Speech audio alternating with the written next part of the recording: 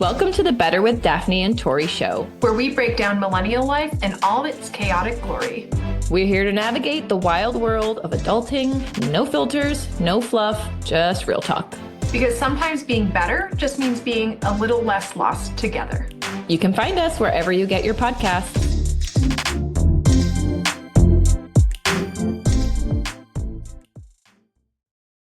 Hello and welcome back to Better with Daffnee and Torri. And we are also back recording part 2 of an episode on integrated medicine and nutrition and eating and all of these different things. It is something that is super present in my life right now, with my husband being as sick as he was. It's always present in Daphne's life. So I have been using her kind of as a constant resource. And so what I want to start by asking you, Daph, tell me about your stack. And when I asked you this earlier, you're like, which stack? My fitness stack? When I see this on the internet, which makes me LOL, right? It is always like a gym bro derogatory. And it's like, what's your stack, bro? And it's like creatine and not a drop of fiber. Just something I do want to talk about. So what's your stack, Daph?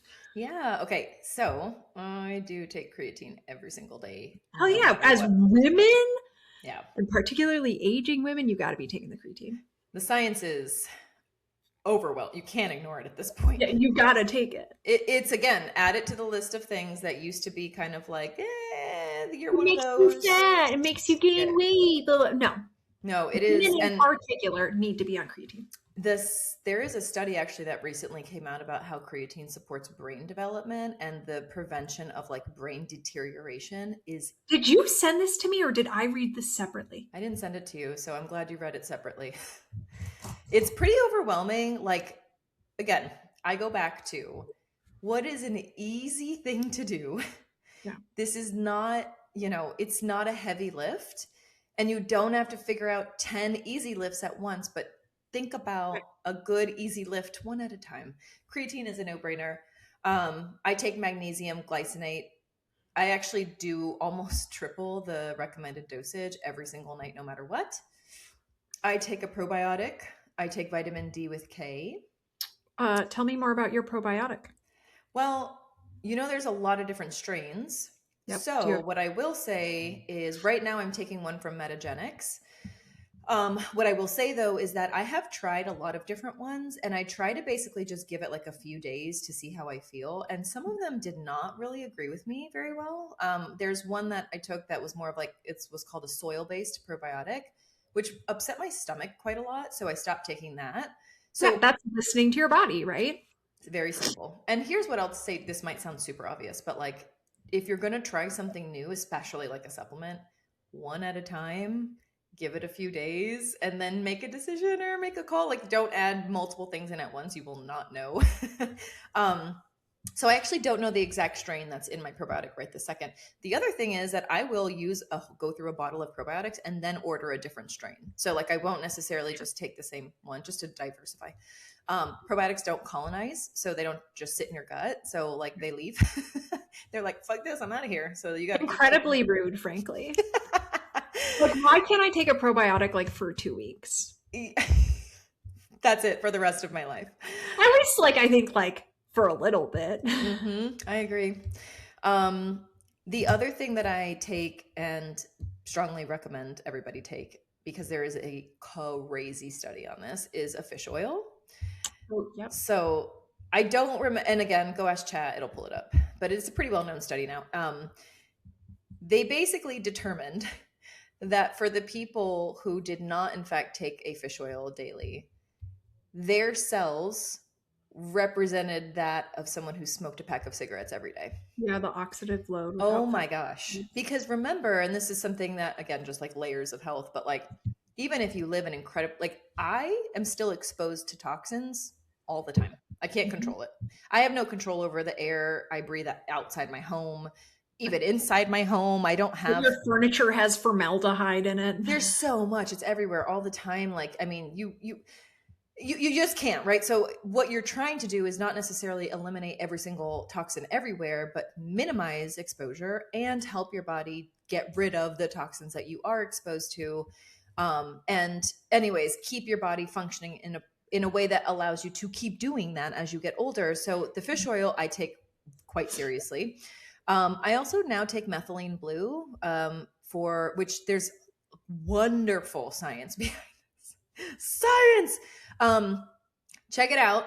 You did post something on Instagram. I was like, what the fuck is she talking about? Yeah, dude. I'm still a little blue.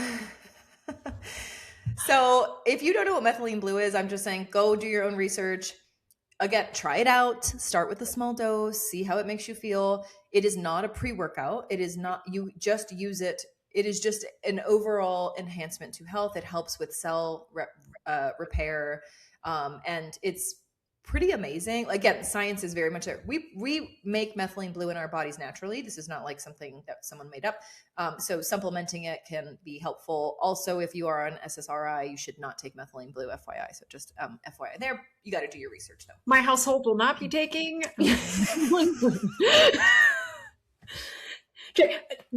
good time for us to say we are not doctors. This is not medical advice. Consult your physician as needed. Mm-hmm. Absolutely. Okay, wait. That's like the bulk of mine. I don't think Elementi counts, but I do electrolytes every day as well. I live in literal Hades. It's fucking 125 degrees outside. But tell me, I'm curious about yours. Okay, super funny you bring up element. You are the second person to pronounce it elementi, which I just like saying it. I feel like it's I have been saying it wrong. Element, for those of you who are playing at home, or elementi is a electrolyte supplement, and it is 1,000 milligrams of sodium, right? And their whole thing is more salt, not less. I did recently talk to a renal function doctor who was like, respectfully, that's kind of a lot. Okay, and also, right, like, the whole point of integrative medicine is that like everybody is not a one size fits all. I work out outside in Florida and it's July. It is actually, the feels like at 9 a.m. is 105. So like I could get away with maybe even having like 1.5 or 2 over the course of a day. That would not be crazy for me. But if you don't sweat at all today, that not recommended. So I like how they taste, so sometimes I will add them to my water on a day when I'm not working out, and it makes me feel like my eyeballs are going to come out of my head. I'm always like, why do my eyes feel weird? And like 1,000 milligrams of sodium float past my eyeballs. Oh my God, that's so funny. That's never happened to you? Yeah, me no. I'm fine. I can not work out and have one and I feel great. They are delicious though. They are. Yeah, they're good. Okay, so just a quick sidebar. Have you ever made like an NA cocktail, an NA margarita? You do the grapefruit one and then you do some NA tequila in it, and it's so good. That sounds delicious. I have made different things using it. Like we had an excessive amount of watermelon. So I blended watermelon with a little bit of coconut water and mint from my garden. And I dumped like half a packet of watermelon salt in there. Wow. Like so refreshing. You could also freeze those for popsicles, by the way, which I've done for the kids. Yeah. Very yummy. Very, very, I think they taste great. I like them. People are like, these are disgusting. I'm like, something's wrong with them. I like them too, but it is a little bit like a salt lick. So. I mean, they are salty. There is no doubt about it. It's literally salt. Yeah, they're real salty for sure. Okay, wait. So tell me more. What is your supplement stick? Okay, so I have really bad like vitamin adherence. I'm not great at it. So, but the thing I consistently take, there's 2 things I really consistently take. Nighttime, I take my C15, which is a fatty acid. I feel like we probably so it was found in research on dolphins, but the reason I started taking it is because I sleep terribly, and so it really helps with my sleep, and it's supposed to help with like stress and restore. And then the other thing that I take is Neutrophil because so really what happened is all 3 of my sisters, we all like hit 30 and we all just, our hair started falling out. My secret thing is I think that it's COVID related. A lot of young women having hair loss, but that's neither here nor there, right? All the like kind of like cellular, but whatever. That is literally a Torri based research project based on me and everything that I lost due to COVID brain.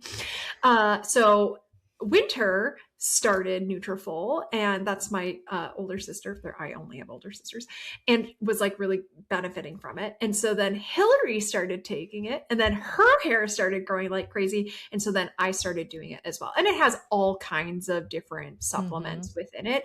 But the reason we all kind of started on this journey was because Winter's dermatologist was like, you should take this. Like, it really, I'm having a lot of women, young women, who are experiencing hair loss due to stress. And that's specifically what Neutrophil tackles, is stress. It's not minoxidil or something like that. That's going to cause hair growth. It is specifically due to like stress in your body. So yeah, I absolutely love it. And then the other thing that I love, and the Integrative Health Holistic doctor we saw last week, I feel like I got like check mark, because seed probiotics. Oh, yep.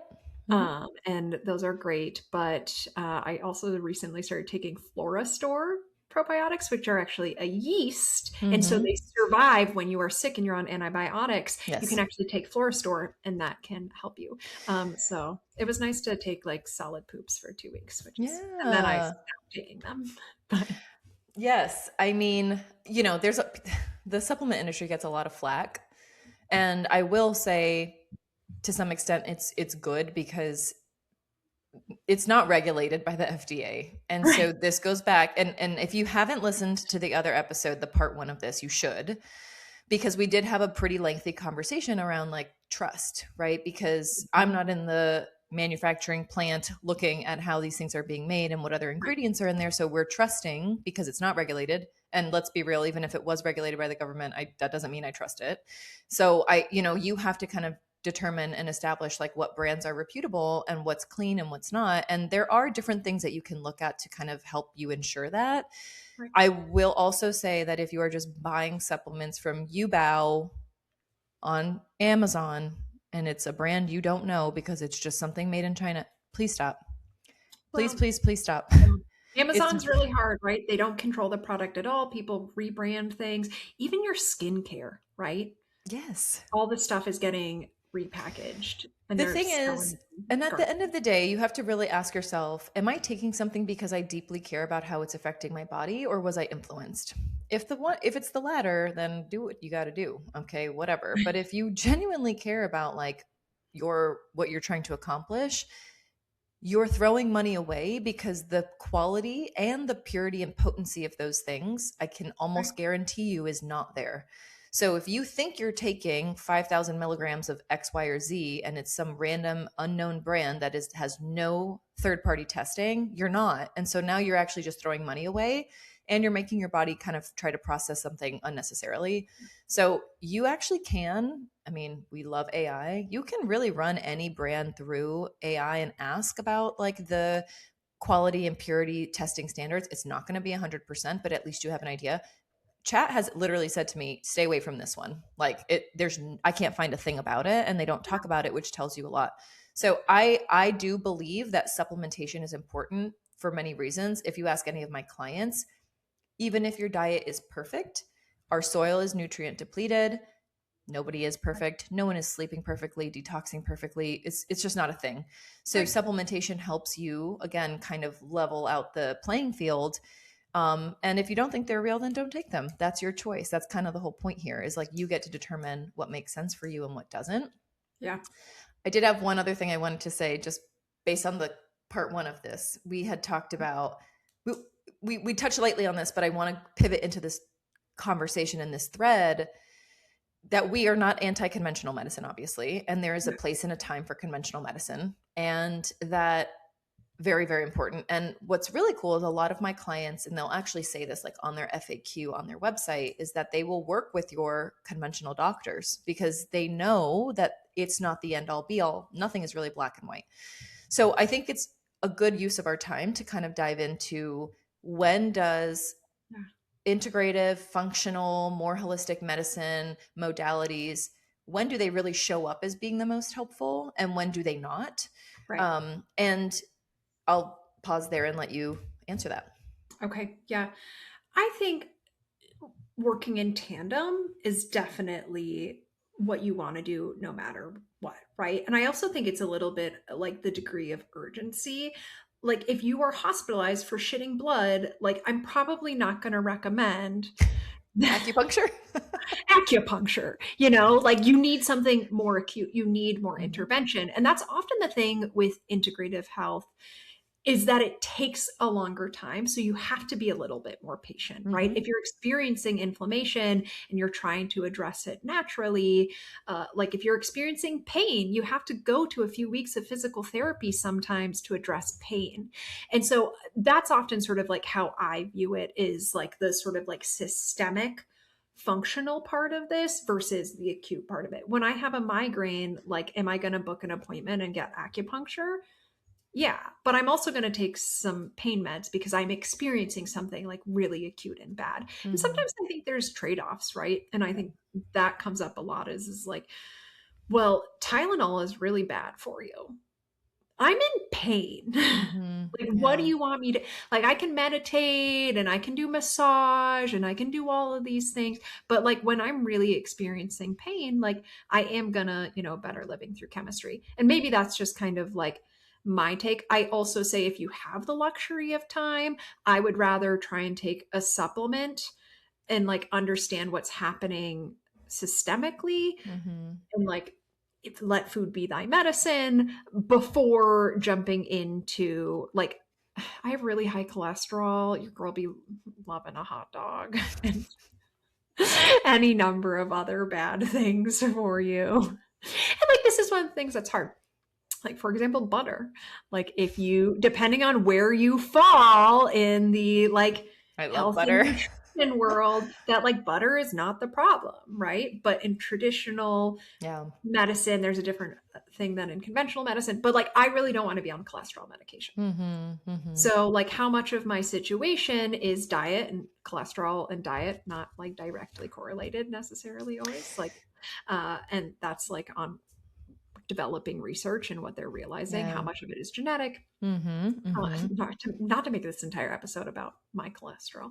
I mean, I want to know about it. It's like a good use case for how a lot of people might be tackling this kind of thing. So that's a lot of ways to say, is if you don't want to necessarily get on something that has a ton of side effects and like stigma and all that, then there's an alternative thing to try. And even if then it doesn't work, you can always go back to conventional medicine, right?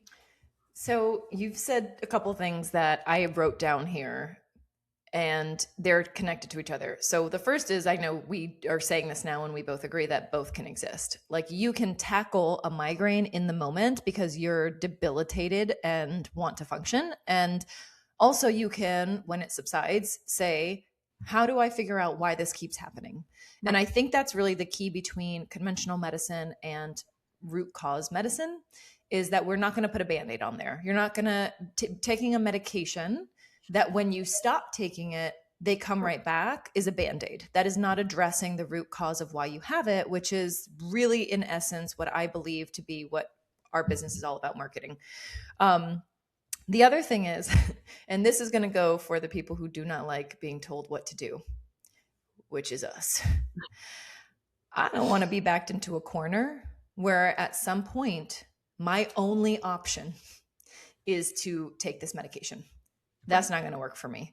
So I feel very much like all of the things that I do now, which yes, cost me money and time, and I have to be mindful and I have to try and create good habits, allow me the freedom of not being backed into that corner. It allows me a little bit more autonomy to say, it's not this severe, so I have some time. I've bought myself some time, right? And I understand these things about my body. I know what triggers me for certain things. And so I have more autonomy to prevent these things, avoid these things, whatever.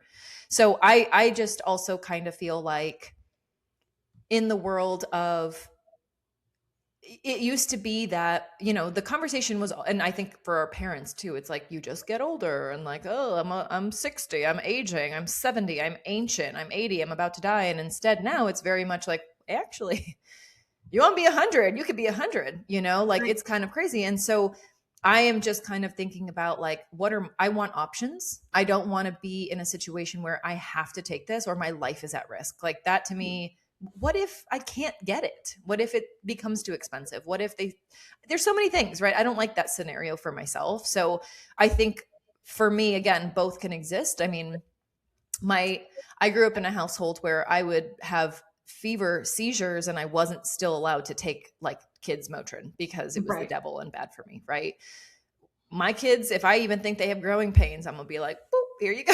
I don't want to hear your ass tonight. Okay. Like I want you to sleep. And again, I think this is interesting with the trade-off, right? Is like, good example, if my kid has a high fever, could I say, sweat it out, your body's doing what it needs to do? And I'm like, yeah, okay, true that like it's doing what it needs to do. And also that like, I believe if you get a good night's sleep, you're actually going to recover faster from your illness. And maybe you will actually not get another high fever, and both can exist. And so giving you the fever reducer so you're comfortable, for me, is a very fair trade-off. So also, again, fevers are bad for you, especially when you're little. You should. Fevers are scary. And I think like, yeah, fevers are again, and my clients are actually 100-degree fever, man. 102, 100. Yeah. Like, no, I mean, I don't want that. No, my kids have gone up. I mean, I don't remember who it was anymore, but like over 104. And I was like, this is terrifying. Like to see them like that's literally. ER, sorry. Yeah. Yeah. And again, that's your call, right? Like some people can also stomach certain things better than others. Like I have my limits too, right? As a parent. Which also goes into kind of the other thing that I wrote down here, which is like, how does all of this translate into like your children and how they perceive health and what they think is important and how they start to live their lives as they get more autonomy? And I will say, like, every now and then Rowan will say something like, that's not healthy. It has this many grams of sugar in it. And I'm like, oh, yeah, you heard me say this, right? Right. And I right away try to say, and I mean, I never, I try to be mindful. I'm not perfect, but I'm like, this is either going to make your body feel good or bad, like, and she's very sensitive. So like, if she has a lot of sugar, she will get a stomach ache. Like she has my genes, unfortunately. So I tell her that I'm like, look, I'm going to give you the freedom to decide if you want to eat that whole cupcake. That's on you, girl. But just know that like that, and she will say, you know what, I'll eat half. And I'm like, I'm proud of you for that. That's a big girl decision, So I think for me, it's also a lot about the things you don't say out loud are the most powerful. Yeah. So on the weekends, if I want to do a workout in the garage and Rowan sees that, she'll walk out and see me in the sauna. She sees me chopping vegetables. I'm like, hey, will you help me? These are the things that don't need to be said. I'm not like, look at me in the sauna, I'm being healthy, detox, but like, I'm like, this is healthy for me. This makes my body feel good. It makes me have more energy so I can play with you. I think those are like the seeds that I feel good about planting. And I think they go a long way. I think they go further than we realize, especially when they're really malleable. Yeah. I grew up in a very unhealthy family. My father was chronically ill. He had type 2 diabetes because he was severely overweight, because this is the kind of person, right, who like goes to IHOP and orders 3 breakfasts and like uses like 15 things of butter. See my cholesterol, please. And it's something that has been very, very hard for me to unlearn. And specifically, like, kind of, first of all, my family was like fat-phobic and awful about fat people, even though we talked about fat. We are a fat family, right? So like that was very weird, but also just like generally how they talked about people who went to the gym, who exercised. It was like basically like, we're intellectuals, and like people who exercise, like they're kind of worthless, like, like they're brainless. And I'm like, this is part and parcel to my identity. But the way that my family talked about exercise and food definitely impacted me, and having to unlearn that. So I feel like you're really lucky, or there's nothing luck related to it. You're very intentional about what messages you want to send. And I think for me, what was really important of like unlearning my own sort of like swing pendulum the other direction is nothing is 100% good or 100% bad. Like everything is about moderation. Have the cupcake, have the cocktail every now and again. But like, how does it all cumulatively stack up? And I feel like that's kind of this whole thread throughout. Yes. Yeah. I could not agree with you more.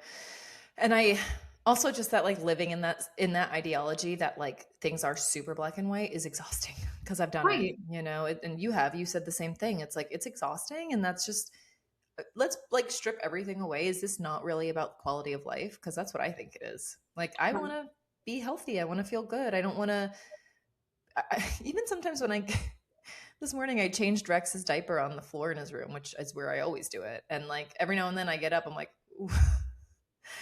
I just squatted 220 pounds and like getting up off the floor was hard. Right. One thing doesn't also always translate into another. Yeah. But I do feel like there's no doubt in my mind that like my ability to keep being agile and mobile and feel good is like, I'm in a much better position because of the things I do than if I didn't do them. Right. I'm curious, let's segue a little bit here into wearable technology, health technology. Tell me what you wear, if anything. Okay. I have worn a Fitbit or some variant of since December 25th, 2014, because I got one for Christmas and I love that kind of like data and feedback. I will say, became a Fitbit hater. First of all, because they just never made one that was cute. And second of all, they just started breaking. So it was like I would have one for 6 months and it would break. Whereas I had my first Fitbit for 2.5 or 3 years. Yeah. And I got a new one because I wanted different technology. It still was working, probably still works to this day. And like, they're expensive. My Garmin was like hundreds of dollars, but I do love it. I liked the Fitbit sort of like operating system better, but like she's a cutie. Like that's I get that's a Garmin? Yeah. Look at That's this. really pretty. She says, as it does not respond. Okay, so see that. But sometimes the data feedback gets to be a little bit too much and I get too hung up on my sleep score or I get too hung up on like these things. And sometimes I gotta like, I just like delete the app off my phone and then I'm like, oh. Can we just talk about that for a second though? Because there is a person I follow on Instagram who's very much, her whole thing is food. She's like mostly pretty healthy, but like yummy recipes. I've made a lot of them. They're very good. And she, the other day posted something about like, she wasn't aggressive about it, but she kind of went in on like Oura Ring users and was just like, you know, and again, take it off. It's her Instagram. Yes. I'm like, say what you want to say. That's your opinion. All good.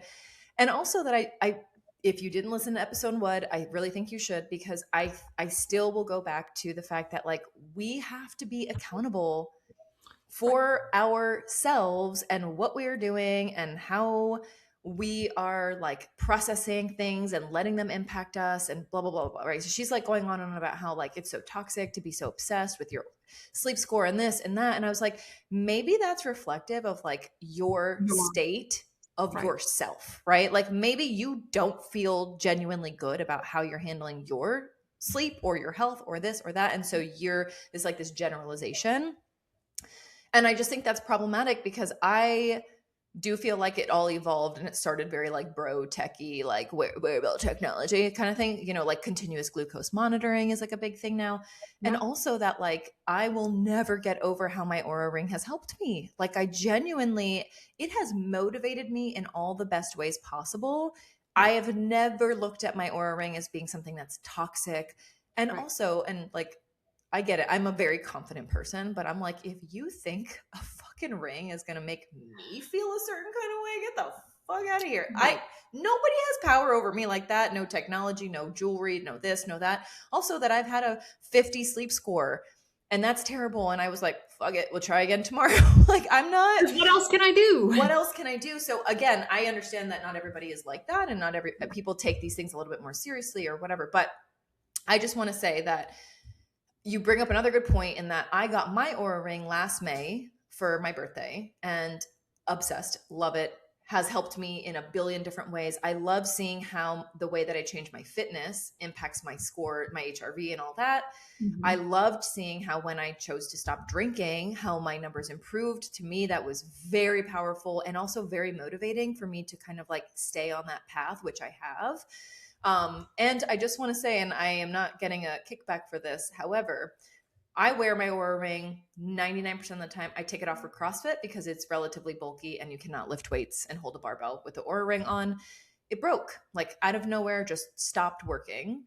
I'm out of warranty. I message them on the app and they right away say, I can see on my end that the ring is non-responsive. We'll send you a brand new one. Yeah. It's a $400 ring. I was like, that's amazing. Cause I also felt super unlucky that I mean, when I say I was like a couple of weeks out of the warranty, and maybe that's why, but either way, I was like super frustrated because I was like, I don't want to spend $400 on this right now. And it just got here. So it's literally just got here. And I'm like, I was just like, this is like such a good show of faith in the fact that you know that I'm a lifelong customer. I have bought this for other people now.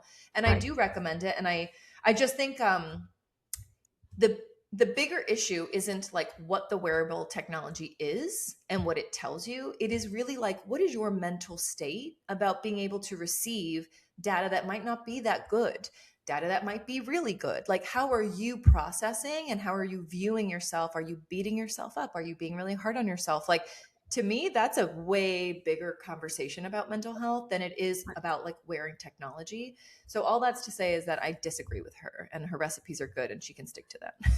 I think this is about knowing yourself as well, because there was a period in my life where it contributed to orthorexia 100%, where I was tracking every single calorie. I would do crazy things. Like I would be like tired and I would look down and I'd see I needed 1,000 steps and I would do jumping jacks or something. Like and like more accurately for me, it is the combination of tracking food and tracking exercise. I cannot, because of my mental health, I cannot track my calories. It makes me really unwell. And when I add in the layer of fitness to that, and I have been this way since I was 12 years old, and my parents put me on Weight Watchers, and I figured out that if I swim 500 laps in the pool, I can eat spaghetti, right? And so like that, and so this is a little bit, I think, about understanding your relationship. I also will say, like, don't wear it on your wedding day, but also at the same time, like, do whatever the fuck you want. And I think that's kind of important here, but really being thoughtful about what role any of this, supplements, traditional medicine, conventional, like what is any of this playing in your life? And I think it's like a little bit of not being influenced and being intentional and thoughtful. When you start to notice orthorexia patterns and you start to recognize that, you're like, okay, let me pause. Let me take off my wearable. Let me not start to develop fear around, like, being thoughtful and being present and not being swept up, I think is a big part of this journey, no matter what it looks like. I think all excellent points. Also, I just want to say that I love you, because I think that you have been through a lot, and some of that was not your doing. You know what I mean? Like being raised in a household like that's really hard. And you're so beautiful and healthy and vibrant now, and I love you. But also always, right? Yes. Oh, exactly. Always. And also that like your ability to view yourself that way now, I think is so apparent, right? And I think like when people are suffering like with stuff like that, it's heavy. It sucks, you know? And so I applaud you for that. And I think at the end of the day, well, one thing I will say too, actually, just really quickly, is that one thing that my clients do tell a lot of their patients to do, which I think is very helpful and also underrated, is to journal or just write things down. It doesn't have to be a novel, but I think saying like, hey, I want to get an Oura ring. What do I really want to get out of it? What is something that's very important to me here? What is my slippery slope? What's something that could start to make me be unhealthy about this thing? And also even just saying like, hey, when I eat gluten, I don't feel that good. I have mood swings, which is a thing. When I eat dairy, my skin gets weird and I don't feel confident. Like, I think just making more note, it's not even a forever thing, but I think it turns on a part of your brain that allows you to be more mindful of how your body changes and things like that. I mean, I'm at a point right now where I do like the cycle tracker on the Oura ring. Based on how I feel, I can tell you almost to the day what day I am in my cycle. Like when I have tons of energy, when I'm extra hungry, when I'm maybe more grumpy, like I can tell you to the day almost, which I like because I feel like the Oura ring has given me insight in saying, you're about to be hungry, girl. don't be worrying about the fact that like it's late and you whatever, like eat what you want to eat kind of thing. Like have that full cup of full fat Greek yogurt. Yeah, girl. like I think that's the other thing is I almost feel like without some insights, I almost don't know always how to give myself that permission. I think it's helped me, so we can make it good. I think so many people are disconnected from their physical experience. And one of the really cool things I think about journaling is being able to pause and think about what is happening to you. My depression Tamagotchi reminds me every day, right? To where are you in your body? What feels good? And so I think that's a really incredible practice to have, is coming back to your physical experience, and whether that's you're healthy, you're unhealthy, you are experiencing illness, at any of these things, right? Is that you can not tune out the signals. Like, do I know when my fingers are puffy? Because I had a cocktail last night. How does it make me? And so slowing down. And also, again, I think importantly, removing judgment. There is so much judgment in the health space about doing things right and doing things perfectly and going to extremes. And that makes it hard and unapproachable. And I think all of this should be approachable, including that the best superfood that you can eat are fucking blueberries. You don't need a goji berry. That is all marketing. They're so blueberries. gross. Blueberries. I love a goji berry. Blueberries are a superfood. They help your cells. I agree. My kids are like, I'm hungry. I'm like, here's some blueberries. Yeah. All right. Thanks for doing part 2 with me. Listen, we might swing on a part 3 if I think about it long enough. Another one. We're reading your book. I also haven't read anything new. So drop in the comments, guys. What should Daffnee and I read once we are done with the endless books that we are reading? Let us know. Long book. long book. Thank you so much for tuning in. We love doing this. It's just like the highlight of the week, and we love sharing all the thoughts. If you have any ideas for other shows, please let us know and send the podcast to a friend. We'd love your support in growing. Yeah, amazing. All right, friends. See you on the internet. Love you, Daffnee. Bye. Thanks for tuning in to another episode of Better with Daffnee and Torri. Be sure to hit 5 stars and leave us a review. Share the link with a friend on social media or through text. New episodes drop every week, so subscribe today.